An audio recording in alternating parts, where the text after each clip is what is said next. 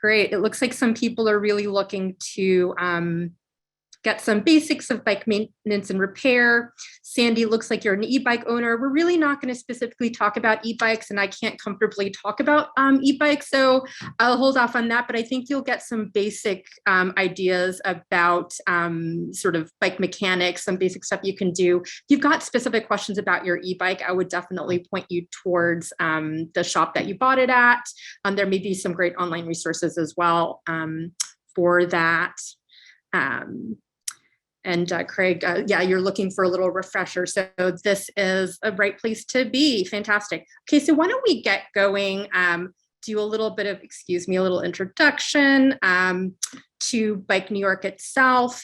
So if you don't know who we are, we're a nonprofit organization and we promote responsible, skilled bicycling.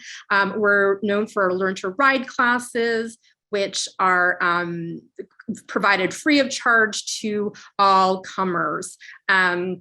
We're hoping next season to have a more robust program, but we're also known for our TD5 Borough Bike Tour and some of our regional rides, which are fundraising rides that really fuel our mission. So this class tonight is part of that mission to provide affordable and free bike education. Craig, you're asking a little bit about disc brakes. We're not really going to touch on those specifically, only tangentially in terms of if you have non-hydraulic brakes, how to adjust brakes that will work both for disc brakes and for the regular non-disc brakes that some of us still have. So this is what we're going to cover. If you're hoping to cover more, there may be some that we can do in the chat or in the Q&A if I'm able to, but others might be some more part two requirements. Basics, we're talking about inflating tires, really important skill that I didn't do when I first got a bike. We'll talk about that. And in the process, we'll talk about the two major type of valves that you might have on your bike. We'll talk about how to clean and lubricating your chain, which I think after inflating, how to inflate your tires is kind of the most critical piece and the one I'm guilty of not really doing as much as I should. And I think especially if you're going to be riding through winter will be really critical to know how to do. We'll also talk about cable lubrication and adjustments. I'm mostly talking about your rear derailleur, which gets most of the muck if you're riding, especially in kind of winter and rainy conditions, and a little bit about how to adjust some of the shifter and brake cables as well. And finally, we'll talk a little bit about the tools and supplies you need along the course of this. And the question is this being recorded? Yes, it is being recorded, and I will share that tomorrow, hopefully. All right, so let's get going. So basics of tire inflation. Actually, you know what? Why don't you put in the comments if you're somebody who regularly puts air to your tires, or if this is something that you need more remedial work on, or haven't really done this regularly. That I think would be helpful for me to know. But when I first started riding, I think I didn't even have my own pump. Amy, definitely need to know more. Fantastic. We'll talk the basics. So when I first got my bike, it was an old garage sale bike. This is my first adult purchase. I didn't even have my own pump. I would just, sort of let my tire go kind of flat and then go to the bike shop and they do it for me. But this is one of the easiest and most critical things that you can do for yourself. And what you will need is a floor pump. So get a good, if you don't have one, invest in a decent floor pump, and you want one with a valve, a gauge. You'll see here that there's a readout that tells you how much air pressure you're putting into your tires, and that's pretty important to know. You'll see here I've got a picture of a couple of types of valves. So they're the two most commonly seen valves here in the States. One is called the Presta valve. If you've got a road bike or a higher end mountain bike, you're probably familiar with this very skinny very skinny valve. If you are you've just gotten your bike and you don't know what this is, we'll talk a little bit about the mechanism of how this works and how you use it to get air into there. And we'll talk about also the Schrader valve, which is the second more commonly seen valve. It's basically a car tire valve, and you know, you see it on sort of bigger tires and some lower end or entry bikes, as well as some mountain bikes.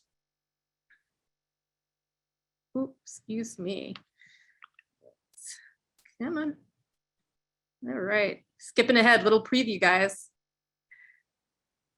Look at that. All right. So what you're going to need, like I said, you're going to need a good, I would recommend a floor pump. If you're somebody who's just living off of like a little mini pump, I highly recommend you invest in a floor pump, or also call it a stand pump. That's going to live at home. That does have a pressure gauge, so you can see how much air you're putting in the tires. And most of the new pumps that you're going to be able to get on the market are going to be able to accommodate both of the types of valves that I talked about, the Presta valve and that's thicker Schrader valve, the car tire valve. You'll see on the left here, there are two sort of common types of pump heads that you might see on a floor pump that you get. One's got, they're both, one's double-sided, so one will handle the skinnier Presta valve. You'll notice that it has a smaller opening, and then the other one will have a larger opening that will fit a Schrader valve. This other type that you can also commonly see, you'll see that it has both openings side by side or one on top of the other. Again, the bottom one, the skinnier one, will take your Presta, and the larger one will take your Schrader. I actually have one that's self-adjusting. It has a single hole, but it will take both types.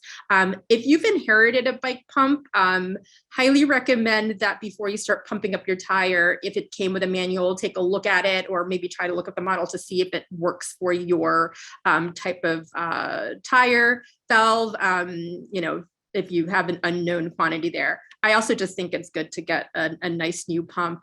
You know, I think these days between $50 and $60, you can get a really good quality pump.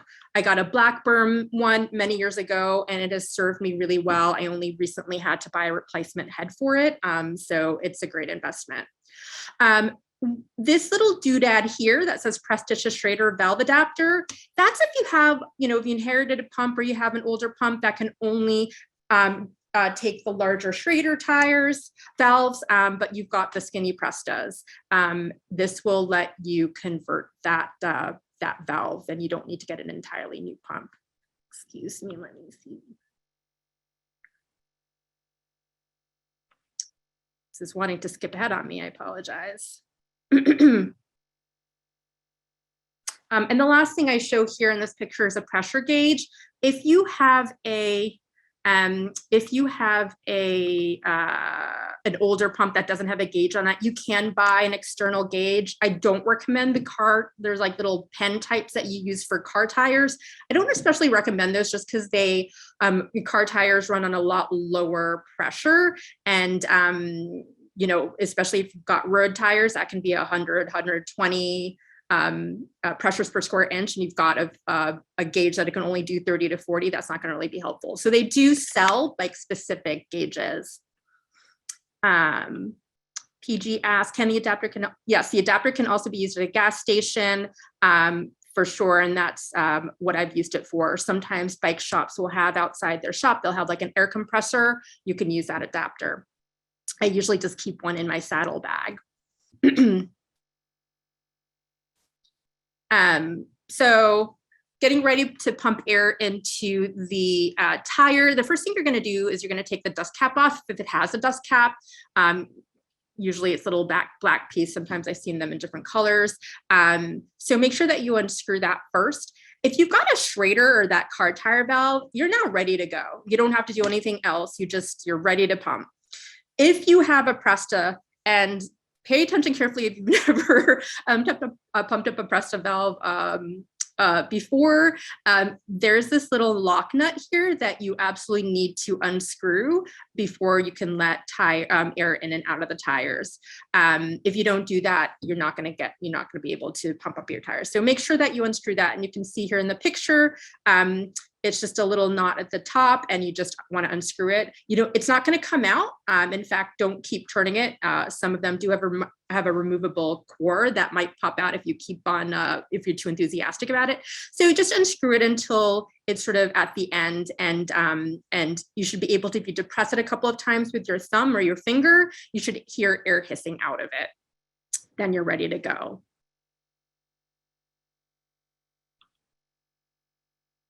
Okay, so the other question now that we have is how much air should we put into our tires that are ready to be pumped up? You'll see that on every single tire, there should be printed, or sometimes in, you'll see here, like in the raised rubber, you'll have that information. It'll say something like inflation, and then it'll often have a range. In this case, it's inflated. It says it's 30 to 55 PSI. So you're looking for the letters PSI, which stands for pressure per square inch. That's measuring the amount of pressure that's sort of pushing out against the walls of the tire. If you have a mountain bike, that reading is going to be a lot lower. Like this 30 to 55 PSI is probably from a mountain bike. And if you have a very skinny road bike tire, that measurement is going to be more like a range of 80 to 120 PSI. And it's really important that you don't want to underinflate the tires. The problem with that is that you can get pinch flats. You also don't want to overinflate the tires, because there is the possibility you're going to have a little bit of an unexpected pop, which is not a good thing either.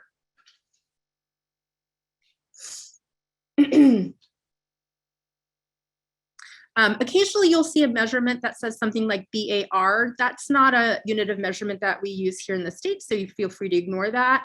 If you can't find something that says PSI, but you only see the BAR measurement, you can go online and there's a conversion rate. I don't know what that is. That I've never had to really do that, but you know, it might pop up for you. So just remember to look for that PSI.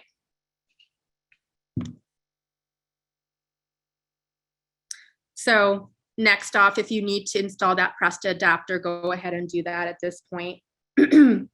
And just to note, if you are using a Presta adapter and you have that, you have to make sure that that valve is open. Like I said, that nut should be undone so that air can get in and out of that tire before you put that adapter on. So just remember that step. And again, you only need that if you have a Schrader head on your pump, or you're using like a gas station pump. All right, so the next thing we want to do is we just want to get that pump head onto the valve. You want to put it on straight on. You don't want to do it at an angle, and you want to do it firmly, gently but firmly. And once it's firmly seated, you need to lock it. Now, locking it makes sure that it doesn't fly off when you start pumping, and that it's just seated really securely. And they're different. Different pumps will have different mechanisms for locking it. This one, I think, actually has a lever. This lever here starts off horizontal, and then when you have it firmly seated, you press this lever down to lock it in. Others, you have to do the opposite. I've got my one at home at Blackburn. You actually install it like this, flat against, and then when it's firmly seated, you flip it up. I've also seen ones where you screw it on to the valve, but whatever it is, just make sure that you read that manual the first time you do it, and also know that if you use or borrow somebody else's pump, that it might be a slightly different mechanism, so don't be afraid to ask. Or try something different if you start pumping and it's, you know, moving out of place. If you start pumping and you do not, if you're having trouble getting air into the tires, initially it should be a little bit difficult, especially if you're using a Schrader. You're basically forcing a valve open. It can be harder to get going. But if you're doing some full body workout pumps and there's no air going in, or you're hearing like a hissing sound, means that that air is not getting into the tire. I would at that point remove that head of the pump. You might even check to make sure that the valve is working. Sometimes it does get stuck. Like I said, if you've got a Presta, that's pretty easy. Just sort of tap on that open valve. It should just hiss air out. But if you have the Schrader type, the car valve type, basically there's a pin that's recessed in there. You can use if you've got a really long fingernail, or you know, some other plastic, don't use metal object to depress it a couple of times, and you should hear the air come out, and that'll just make sure that that valve is working properly. And then I would go ahead and reseat that pump head, make sure it's on securely, like I said, at not at an angle, and then locked in place. And it should take you a little bit of elbow grease to use that pump.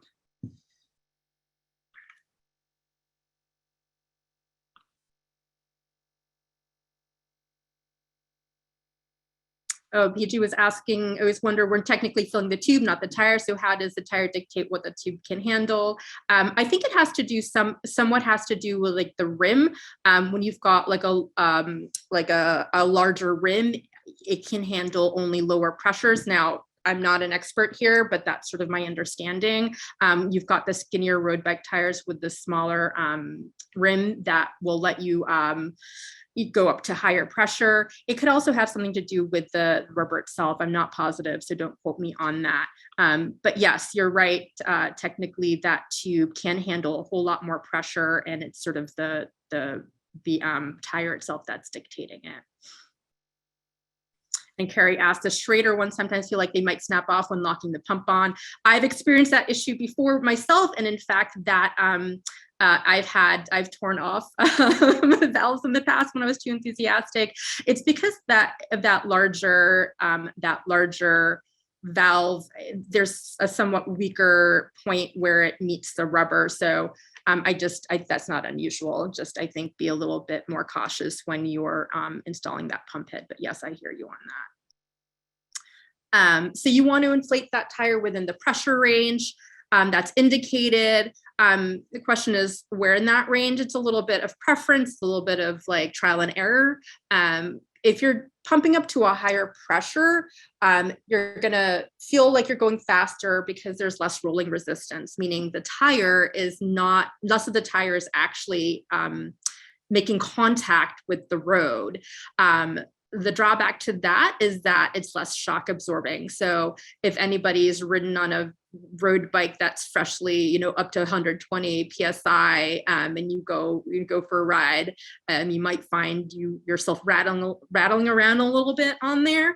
I tend to go for slightly on the lower range myself personally, because I'm not interested in racing. I want a little bit more of a comfortable ride at this point in my life, my preference. So I personally ride about on my road bike or at around 90 psi. That works for me, but your mileage may vary and your preferences may vary. The lower pressure will be more shock absorbing, but you'll have to deal with more rolling resistance and some more effort. And like I said, below a certain pressure range, it's not great. If you're riding a road bike and you're letting it really lose a lot of air, you're really risking pinch flats, which if you've ever had them, it's no fun at all. So keep those tires pumped up. Just know, of course, that if you have like a mountain bike, they're built to ride on lower at the lower PSI, or if you have, tires that are meant to really go low, that's a different story. All right, so we have pumped up our tires to the proper PSI. It's gone well for us. What do we do now? We're just gonna reverse the process, take that pump head off, remember to unlock it, however that mechanism works. And then if you've got that Presta adapter, make sure that you remove that. I know some people keep it on the bike. I don't know, folks who have those adapters, you might put in the comments what you do with them. I like to remove it and stick it in my saddlebag. And make sure if you've got that Presta valve, please do close that. If you have managed not to lose the dust caps, that's always handy to reinstall. I think definitely for your Schraders, it keeps a lot of the muck out of that valve. For the Presta, they're not as critical, but I personally just like having them there for a little extra insurance. And just make sure you're checking your tires before every ride. Give them a good squeeze. If they're feeling it all mushy, top them off. I would say at least weekly, you want to be pumping up your tires. I know sometimes I'm tempted to just ride off and not check them, and sometimes I regret that. Just as a note, you can lose up to half of your air every week just sitting there. That rubber is porous, so that's why we want to make sure that we have them topped off. All right. If anybody has any questions about air pumps, put them in the chat. All right. go on to cleaning and lubing the chain, which I think is the second most critical thing that we can be doing, especially in this crappy weather that might be coming up. So far, so good, but we never know. In order to talk about that, let's talk about chain anatomy, which when I first started riding, I was like, don't know really what it does. But your chain is probably the hardest working part of your bike. There, I think the number that's often quoted is 114 moving parts to a chain, and as you can see here, this is a close-up of the anatomy of a chain. What's pictured right here is one link of the chain, and that is made up of 2 inner plates, 2 outer plates. We've got these pins that you can't see here what's installed, but it's an internal plate internally here. And then what you see from the outside there are these rollers. And our goal is to essentially, we want to lubricate this moving part, which is, where the rollers are, that seeps into the pin and keeps it moving really supplely and nicely. When I first started doing some basic bike maintenance, I thought that why we were doing that was to reduce friction between the chain and the gears. That actually has nothing to do with it, I learned. It really is to just, it's basically lubing up, oiling up the joints, making sure that those moving parts are moving smoothly.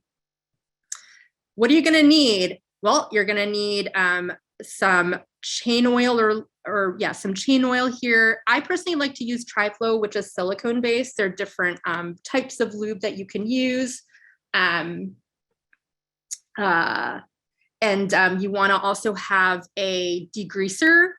That's what we use first to basically get all the muck and gunk off of your chain, which has probably seen some better days. At least mine has these at this point. And then you're going to want to have, like I said, a lube, and then you're going to want to have a rag. I personally also like to have a little toothbrush, a soft toothbrush in there, bristle toothbrush. That helps with some of the gunkier parts of this job. Some people like to use, Park Tools makes a chain cleaning device that looks like this. I've never used one. I've just used elbow grease. If anybody's used one of these devices and can speak to how effective they are, please put that in the comments. I don't think it's personally necessary, but if you're the type who likes to try out gadgets and maybe this is less muss and less fuss, let us know. All right. And I just wanted to go back one step and just talk a little bit about lubes really briefly. Like I said, I like to use something called Tri-Flow. It's a basic all-purpose lube that's sort of good in all conditions.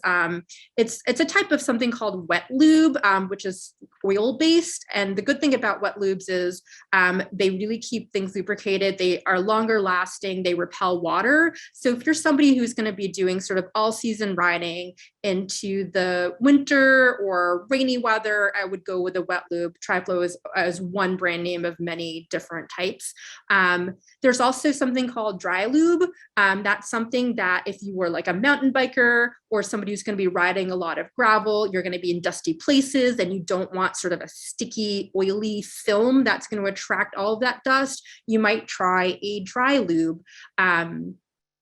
That keeps things a little cleaner, but does need reapplication much more frequently, and it isn't as great as in muckier weather. There are also wax-based lubes that exist. They might be lumped into the dry lube category. I'm not exactly sure on that. That some folks really do like. I don't have a whole lot of experience with them. If you've used wax lube and have thoughts on that, please put that in the comments. But for me personally, if you're first starting out, I do think like an all-purpose lube, unless you have a very specific type of riding you're doing, like mountain biking, is fine. And you can always tap the brains of your local bike shop and see what they recommend. All right, so you're ready to get started. The way that I used to do this is I would basically just start in one end. I would drip oil all over the chain. It would make a mess. It would get everywhere. I would have all this gunk on the chain. There's a much better way to do this. And that requires us to know where to start and stop. And it also requires a little bit more patience and precision on actually applying the lube. And thanks for Craig for that information on the part cleaner and the wax lube. Appreciate that. So if a lot of chains you'll see here at this point have a little connector. So you'll basically are looking for a part that looks a little bit different. Not all chains have this, but if yours does, this is a really handy thing to use as a visual reminder if this is the place that you started. If you don't, I would just clean off one of the links somewhere not in a moving part and just mark it. You can use a marker. I think somebody told me that they use like a little dab of nail polish to let that dry. Just a place that you can figure out where you've started so you know where to stop. Somebody's joining. All right. So we've figured out where we've started. Oh, why it wants to do that. All right. And so you're going to put that marked link sort of, it's hidden by the hand, sort of right behind where this front what do you call it? The front chain ring is over here, and we're working sort of along this area. Whatever you happen to use as a degreaser, they've got like citrus-based degreasers that work really well. I personally use Simple Green, which is a nice all-purpose, either straight if it's really, really mucky, or like a half and half water to Simple Green ratio. You're going to go ahead and just saturate a rag, put it behind that chain, and it looks like one technique is to spray along the chain, and you're going to go ahead and give it a really good wipe down. This is a point at which if I've got like a really dirty chain, which is often the case because I'm not great at maintenance, I will also use my little toothbrush to do a little bit of cleaning. So basically you're going to do this length of it, and then yeah, so you'll see here, we're working along this length here. We've started here with the little marker, a little connector chain. We're going to clean this off, and then we're going to pedal backwards, and then we're going to do the next length. And then we're going to clean that off, and then you're going to do the next length until we've started where we end where we started. And I will also say, this is a good opportunity to also clean up. This is one of these little jockey wheels. There's another one behind here. These things can get really, really mucky. They seem to really attract a lot of crud. I recommend putting some newspaper down underneath it, and either using a rag to just really wipe that clean, or even sometimes, like I said, I'd use that little toothbrush to kind of get that muck off. And it's definitely, you don't want to be doing this on your gorgeous rug. Astrid asked, do we recommend a bike stand? So for like entry-level things like this, having a bike stand can really help, but they're not necessary. My recommendation would be, don't get a bike stand right away. If you find that you're really enjoying this sort of bike maintenance, it might be time to invest in a bike stand. But just for entry-level stuff, it's not necessarily, but of course it is always makes your life a lot easier if you have access to one. All right, so we've degreased it. We've cleaned off those jockey wheels. So wipe your chain dry and then let it sit for a while until it dries or evaporates. We don't want to put oil right on there, grease right on there before all of that stuff is evaporated. Leave it for a couple of hours, come back to it, do it overnight. Maybe it's a two-part job, and then you can go on to the next step. So this is a part where we recommend, instead of, I used to oil the top of the chain. It would like drop down, drip all over my frame, and then end up all over the place. Work on the bottom half. if the chain makes it a lot better. And just you want to put 1 drop on each of these links. And like I said, you want it right on that roller. And we're going to also, again, work in those sections until you have the entire chain covered. We don't need to put a ton of oil in there. We just want to precisely put 1 on each link. And the trick here is you really want to let it sink in. You don't want too much lube on there, just makes a mess. You don't want too little on there, it's going to be too dry, but just right, like Goldilocks on the 3 Bears. And leave that on there. I used to try and leave it on overnight, and then I would forget the next day and just go riding without having wiped down the chain. It would be a mess. I would leave it for a while, then, you know, make sure I like to wipe it down once more just to get the excess off after it's really made its way into the mechanism. And then just, you know, and always try to use a clean part of your rag. Don't be using a dirty rag for this. And just to like a little different view of the chain anatomy. Again, 1 link, you've got the 2 outer and the 2 inner face plates and the links. And like I said, we're really trying to get into this area here. Oh yes, I see the roller right here. I've already. So Astrid also asked, how often are we doing this chain degreasing and oiling? Is that also every ride? So you don't need to do this every ride, I would say, unless you are really doing this on a really mucky, if you're doing a lot of mucky riding, yes, I would say that you at least should wipe down your chain if you're not degreasing it. And then that's like if you're extra gold star if you're doing that, but at least wipe it down. In fact, you should probably wipe the entire bike down if you're doing riding in really wet and gross weather, and then wipe it down, and then I would put some oil in there. If you're doing this during regular drier weather, and maybe just, every week or so makes sense. Yeah, you're going to go through a lot of rags. I save up old t-shirts. You really want to use, I like the cotton t-shirts. I've got a lot of them. Being a Bike New York, working for Bike New York, I have access to a lot of old t-shirts. But yeah, old t-shirts, I would say cotton works really well. Some others, you'll find when you tear them up into strips, they start to get really pilly and sort of fall apart and get fiber all over the place. So you'll figure that out. You can also buy rags like in automotive, especially like working for automotive stuff, or even like at a Home Depot or something, have bags of rags. You can also purchase those. I just stock up on old t-shirts. I don't recommend using paper towels. Shop towels sometimes can work okay, but paper towels tend to just the fiber sort of fall apart and start to gunk up what you're trying to clean. So I would recommend sticking with old rags. Maybe shop rags would work okay, but I just find that like a good cotton rag is the best. Ooh, oh, how often? This is your real answer, Astrid. Once every 100 miles, more or less, once a week with daily use conditions. And like I said here, if you're riding in salt or really wet conditions, and if you're going to be doing a lot of riding in sand, dust, or mud. So this is like, the ideal, the platonic ideal. The truth of the matter is a lot of us just get to it when we can get to it. So don't be, this is what to strive for. All right, so let me take a look at the time. All right, 36 after. Let's talk a little bit about cable maintenance.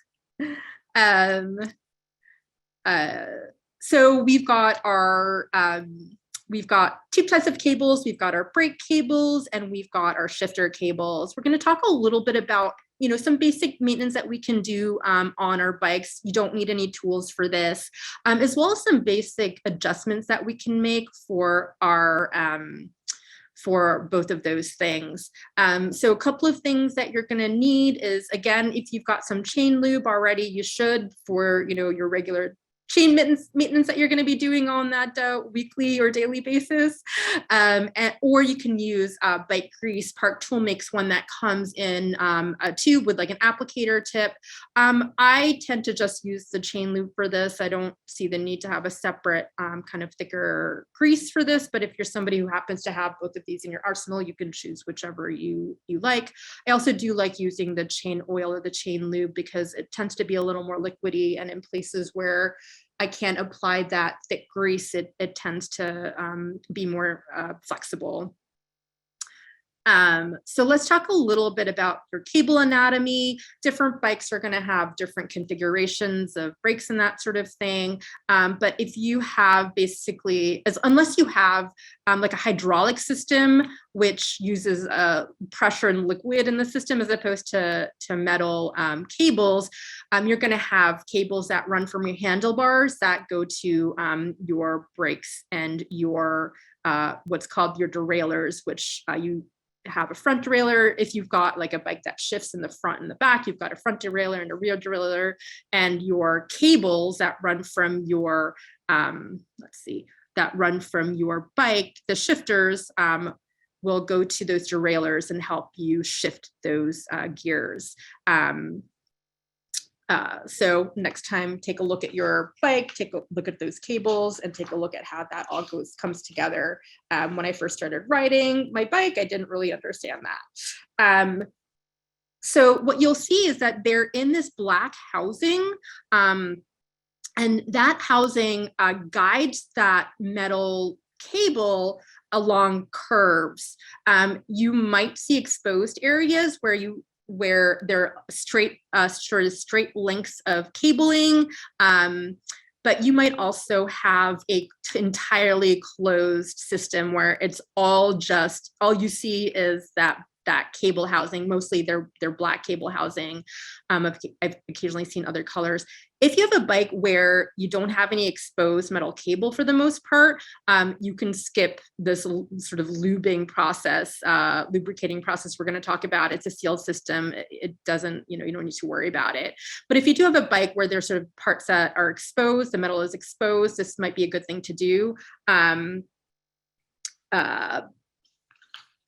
So just something to keep in mind. We're going to mostly be talking about how to lubricate your rear derailleur cable. That's just the part that gets the most muck and grunge from the road. Your wheel picks it up. If it's wet or gross out, it's just getting the most of the road grease or road stuff. And that's probably also why that little jockey wheel here always gets really mucked up, to come to think about it. But here you'll see that this is the real derailleur. You've got this cable that's running through this housing that's come from your front shifter on your handlebars rather. And the first thing we're going to do is, let's see, go to the next slide.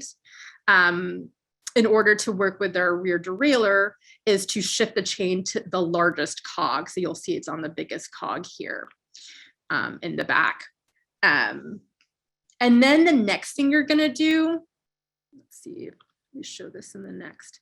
Yeah, and the next thing we do, we're basically looking to get slack in this line. You see how that finger's pulling that line down. Normally it will be really taut. But the way to get that is after you've shifted into this largest gear, you want to release that cable tension by shifting as if you're going to shift into the very smallest gear, but you're not going to actually pedal at all. So what's going to happen is once you do that, is you're going to get all this slack in that line.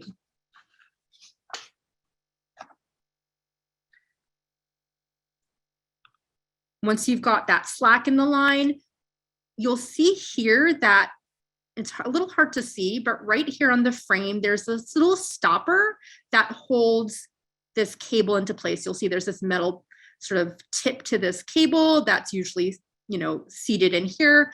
You're going to remove that. Actually, let me see if we go back. Yeah, you'll see here in this picture that it's seated right in that cable stop that's welded to your bike frame. And you'll see in this next image that has been removed from there. And that way you're going to expose that, that metal cable. The next thing you're going to do here is you're going to take that whole cable housing, so that cable housing can be shifted all the way in front, right out of the way, and you're going to use your lubricant to all along that inner cable. And you want to get that on there. Don't want too much, but just enough to get some good lubrication going. Something that I've also done, and we can talk about this in a little bit, in places where I can't get to the cable, I can't get the housing out of the way for whatever reason, is I will drop a little bit of, this won't work with the grease, but with the liquid oil or lube, you can, drop that at the entrance and it'll make its way down the length of the cable using gravity. But ideally you can get that housing out of the way, lubricate this line here, and then you're going to go ahead and shift it back.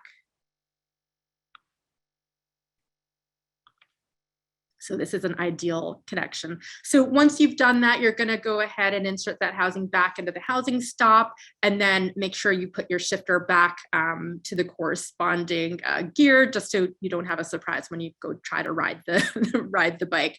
One other thing I should have mentioned is before you go ahead and lubricate that cable, if you've got an older bike, just make sure that that cable is in good shape. I often will run a nice clean rag along it. If it's snagging or catching on anything, that's an indication that you might need to go ahead and have that cable replaced.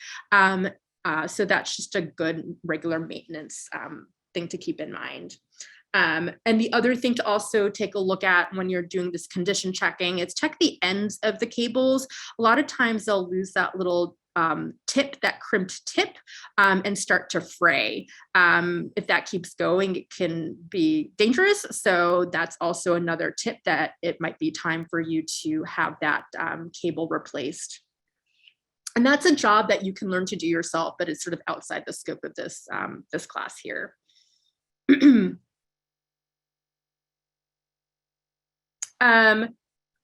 For brakes, I'm not going to go too much over brakes, but if you've got a hybrid or mountain bike brake, it's the same sort of concept. You want to introduce slack into the cable by loosening it. And the way we do that with the brakes is there's usually a quick release. There are different types of brake systems. They have different quick releases, but you might need to look that up if you don't know how to release your quick release for your particular brake type. Usually, oftentimes, it's like if it's like a cantilever brake or something, there's a little sort of lever that you flip up that will loosen it, but other types of brakes have different systems. So you want to introduce slack into the cable. At this point, again, this is if you've got a hybrid and mountain bike type handlebar or brake lever. At this point, you can press that brake lever, you pull on the housing and basically like expose the metal there. And then at that point, the metal cable from that barrel adjuster. And then at that point, you can sort of squeeze a few drops of oil on that cable just above where the housing starts.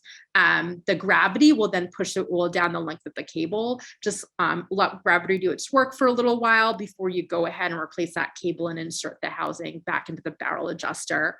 And at that point, you can reconnect the brake. And I'm gonna, in the follow-up email, I will send a little video I found online that shows that process really well. The video itself is like a little rough around the edges, but I thought it does a nice job of that. If you have drop bars, it's a little trickier because that cable is gonna run right underneath your handlebars.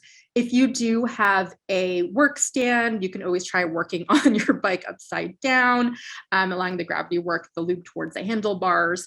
But again, it's, this is sort of like a nice to do. I think it's not as critical as maybe wanting to do your rear derailleur, which I think is gonna have a lot more, excuse me, it's gonna need a lot more TLC. All right, let's see, where were we? Does anybody have any questions about what I just went over? Okay, keeping an eye on the time. All right, we've just got about 13 minutes left here, and let's talk a little bit about, Carrie asked, when they do a tune-up, do they do all of this? You should ask them what they do. Oftentimes bike shops will have different tiers of tune-ups. So that's definitely something to ask, what exactly they're covering. A really decent basic tune-up should cover cover the things that we're talking about right now. But again, it's always good to ask, and it may be that they've packaged their tune-ups, you know, differently. But good question. Do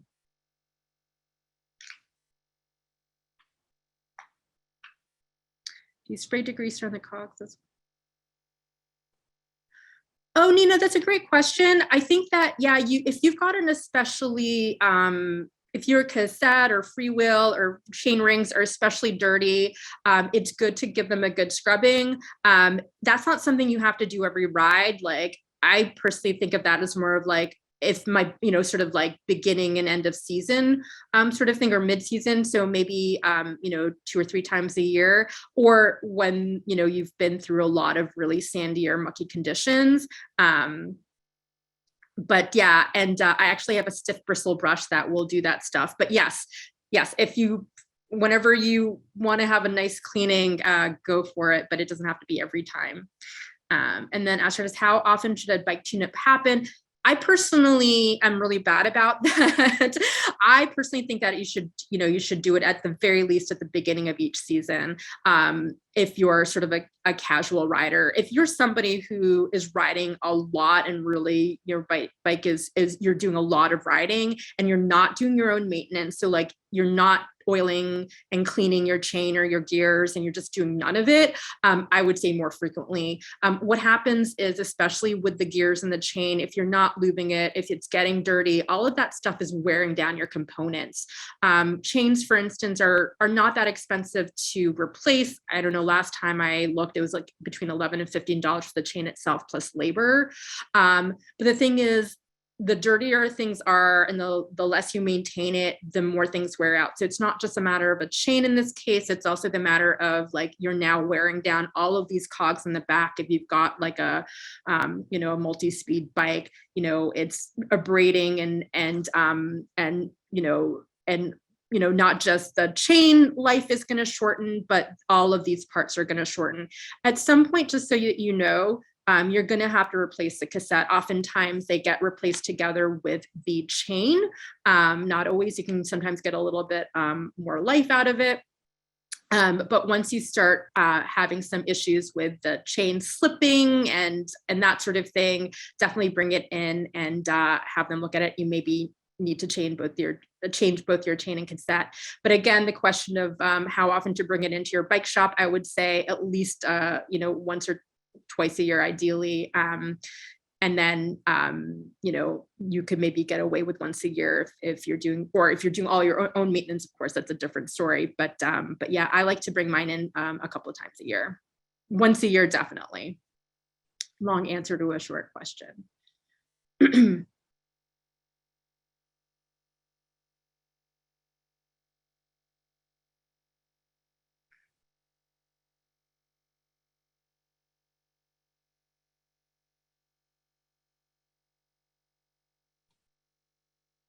All right, so we're a little bit limited on time, so I don't want to kind of go too far over. We'll see how much we can cover here. A lot of times when you buy a bike new, what'll happen is within the first 100 miles of riding, your cables are going to stretch. And that means that your shifting might end up being off. So we're going to talk about how to adjust your rear derailleur. If you're finding that you're having some slippage. Now, if you bought your bike new, bring it back to the bike shop that you bought it at. Once you find that that's happening, they should be able to, for free, adjust that really quickly. It's not a big job, or you can do it yourself. This is also something that you can do if you find that you're having some shifting problems. But what we're looking for here is something called a barrel adjuster. Now, they'll look a little bit different depending on what kind of bike you have. But on this bike, I think that might be a Campagnola. Oh, Astrid asks, define shifting problems. So when you go ahead and you go to shift your bike, I'm thinking specifically of an index shifter where you click your shifter and it should move your derailleur, which is this part here, that moves the chain either closer or further away from your bike frame. Basically, it should be moving that chain along the gears so that when you shift it at the handlebar, it'll automatically go into the next cog very smoothly. It won't be noisy. It'll catch pretty much right away. It's not slipping. It's not what we called hesitating. Hesitating is when you go ahead and you want to shift your bike and it sort of thinks about it for a long time. Maybe it just hesitates and then eventually it gets in to place, but it also is sort of making some noise while it's at it. I'm going to talk specifically about what to do if you're dealing with like a cable stretch situation, which means that, it's hesitating when you go ahead and you are trying to shift. You'll see here that there's this barrel adjuster. Essentially, you've got this screw that is hollow. That hollow screw is letting that cable pass through to the derailleur where it's secured here with this lock nut here. And I just wanted to amend that, Astrid, that we're talking about if there's hesitation from shifting from a smaller to a larger gear specifically, and that's something that you're going to find with a newer bike that has that chain stretch going on. So what we're looking to do is we're looking to add tension to the cable. And the counterintuitive part of this is that we're used to thinking of tightening a screw as tightening a system. It's actually the reverse. So what we want to do is you want to undo or unscrew this. So you want to turn this barrel counterclockwise. And we're talking about incremental adjustments, like a quarter turn at a time. So this is a situation where you're having some hesitation in the shifting system, and you want to give a try at adjusting this yourself. You're going to go to this rear derailleur, and you're going to go ahead and you're going to unscrew this about a quarter turn at a time, test it out. If you don't have a bike stand, go ahead and ride it. That's the proof in the pudding. It should then shift really smoothly, pretty much right away, and not hesitate at all. And you just keep on repeating that process until it's working smoothly. Now, if you keep turning it and turning it and turning it and nothing's really happening, you probably have a larger or different problem on your hands, at which point I would recommend that you would go to a bike shop. And then just know that when you've got to the point where everything is aligned and it's shifting really smoothly, one click of the shifter should have you shifting one gear in the back. So that's when you know, and without it hesitating or without any weird noises. So this is something that you might want to try if you're feeling a little bit brave. We're not going to talk about the front derailleur only because it's a little more complicated, and depending on what kind of parts you have and what system you have, it can be a little trickier and a little bit different. So just to recap, we're talking specifically in this case, shifting to a larger cog from a smaller is sluggish or hesitant. You want to first unscrew by, says a half turn, quarter turn, half turn. You want to turn that counterclockwise, test the shifting. If it's still sluggish, you're going to do another half turn until you get that adjusted right.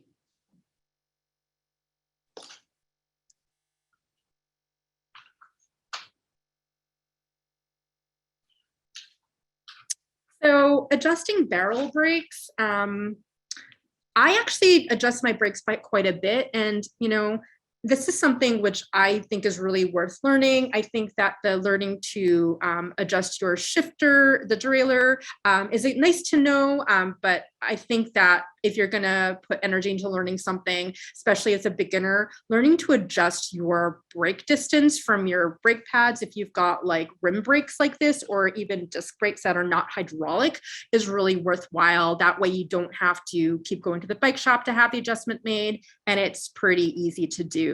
It's one of the first things besides how to oil my chain that I learned to do, and I it's really handy. Basically, your brakes also have adjusting barrels, unless, like I said, you have hydraulics, which is a different system entirely. Pictured here is, again, a mountain bike or hybrid bike brake lever. And you'll see that it's got a little barrel adjuster here at the end. This, just so you know, is a separate piece called a lock nut that a lot of them have, and they move sort of separately, just something to keep in mind. Sometimes you'll also see on a road brake that has caliper brakes, you'll see that that lock nut is in a different place. Or not a lock nut, I'm sorry, barrel adjuster is here, not at your handlebars. So take a look at your bike to see where that barrel adjuster is. So brake pads wear over time. They are rubber, different material that is going to wear down.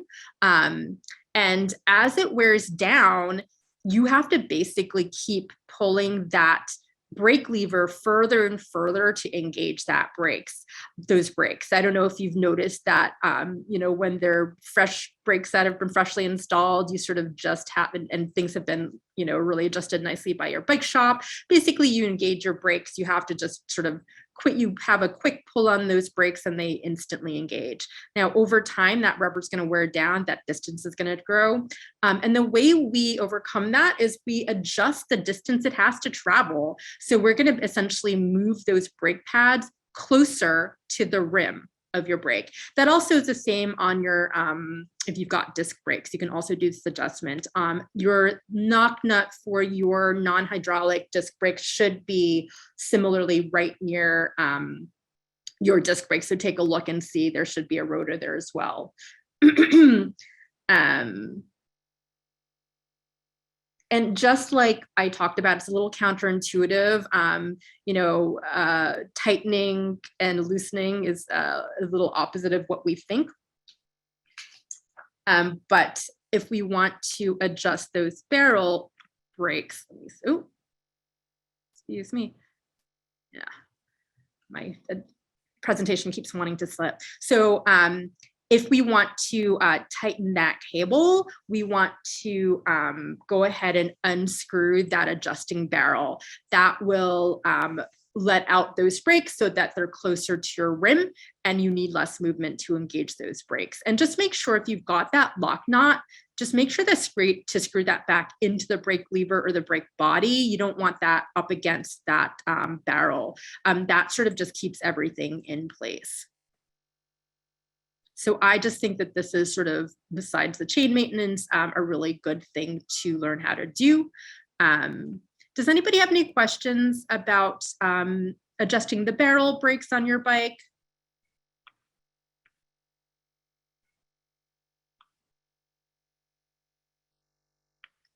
Astrid asked, how often on average do you do this? So you're gonna do this whenever you find that you're gonna, so basically the rule of thumb is this: when you depress your brakes, you don't want there to be more than an inch that you have to depress your brakes. So there should, you should be able to sort of depress your brakes and have them be very quickly responsive.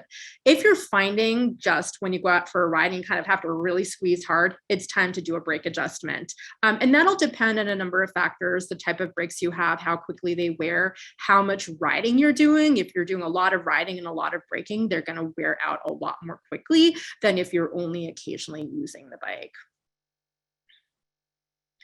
I think for hydraulic brake systems, you would go ahead and you would go to your bike shop.